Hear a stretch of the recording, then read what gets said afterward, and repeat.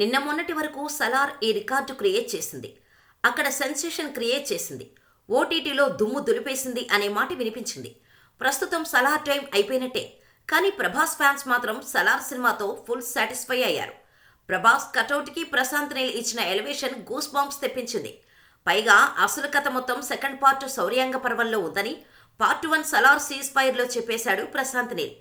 దీంతో సలార్ 2 కోసం ఈగర్గా వెయిట్ చేస్తున్నారు ప్రభాస్ ఫ్యాన్స్. అయితే సలార్ అయిపోయిన వెంటనే సందీప్ రెడ్డి వంగాతో ప్రభాస్ స్పిరిట్ మూవీని స్టార్ట్ చేయాల్సి ఉంది. కానీ ముందుగా సలార్ 2ని కంప్లీట్ చేయాలనే ఆలోచనలో ఉన్నాడు ప్రభాస్.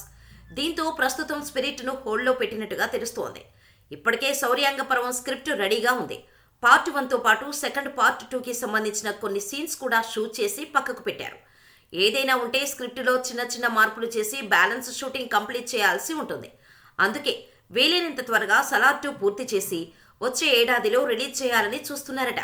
ఈ కారణంగానే స్పిరిట్ కాస్త లేటుగా సెట్స్ పైకి వెళ్లనుందని అంటున్నారు. ఈలోపు Sandeep Reddy Vanga spirit script lock చేయనున్నాడు. కుదిరితే యానిమల్ సీక్వెల్, యానిమల్ పార్క్ కూడా కంప్లీట్ చేసే ఛాన్స్ ఉంది.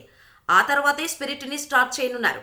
అయితే శౌర్యాంగ పర్వం అఫీషియల్ అప్డేట్ వస్తే కానీ స్పిరిట్ ఎప్పుడు సెట్స్లోకి వెళ్తుందనే విషయం క్లారిటీ లేదు.